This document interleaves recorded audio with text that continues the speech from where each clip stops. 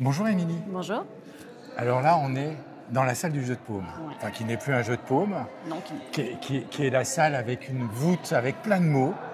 Et on est avec la librairie, La parce qu'il y a librairie. une librairie à Villers-Cotterêts, c'est ça, on a Oh, une librairie ouais. à la Cité. à la Cité. Donc on est sur le Festival des Mets et des mots, donc il y a une librairie éphémère dans le jeu de paume. Ça représente quoi les livres pour toi? Oh, les livres, c'est toute ma vie, c'est ma formation. Je suis libraire de formation depuis un peu plus de 20 ans maintenant. J'ai formé des jeunes libraires, donc c'est vraiment mon métier de cœur, celui que j'ai choisi par passion, mon métier de transmission. Et donc là, j'ai le plaisir en plus de le faire dans un site absolument incroyable. Incroyable. Alors, c'est quoi un métier de libraire? Parce qu'on parle des libraires, tout ça, ils sont dans les bouquins, mais tu fais quoi? Parce que tu dois lire beaucoup de livres. Alors oui, ça c'est la partie un peu image d'Épinal. Oui, les libraires lisent beaucoup, on est Ouais. obligé. Mais il faut connaître un petit peu, peut-être pas Voilà, tout, il mais... faut en tout cas en lire un maximum, Ouais. prendre connaissance. Il y a beaucoup de veille documentaire, c'est-à-dire de travail effectivement à l'extérieur de la librairie.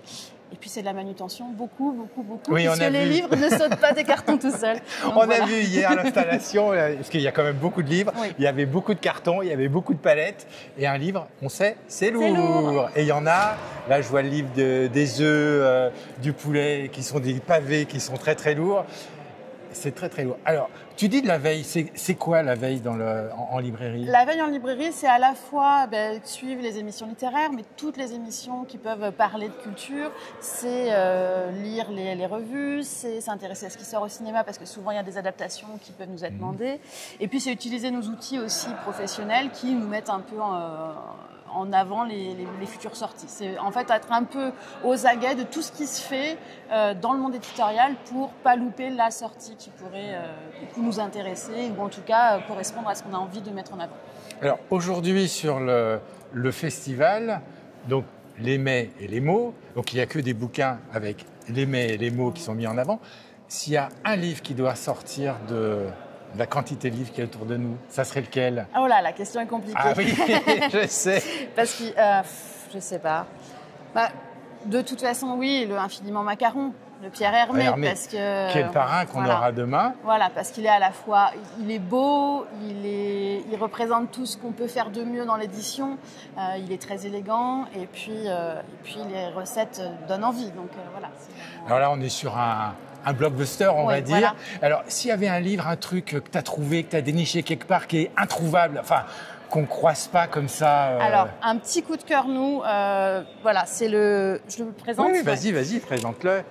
C'est un bouquin qui s'appelle Gastronogeek, qui du coup mêle à la fois des illustrations, de la cuisine, qui reprend un peu la fantaisie. Enfin, c'est un bouquin un peu...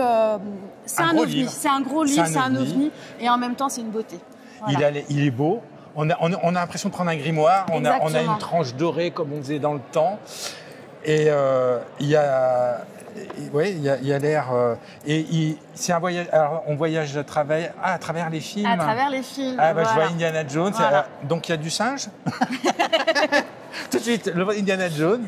Ah non, c'est marrant. On travaille donc la gastronomie et les films. C'est ça. Et c'est un livre qui met aussi en avant l'illustration, ce qui est intéressant, parce que du coup, on a une illustratrice qui a travaillé sur cet ouvrage-là.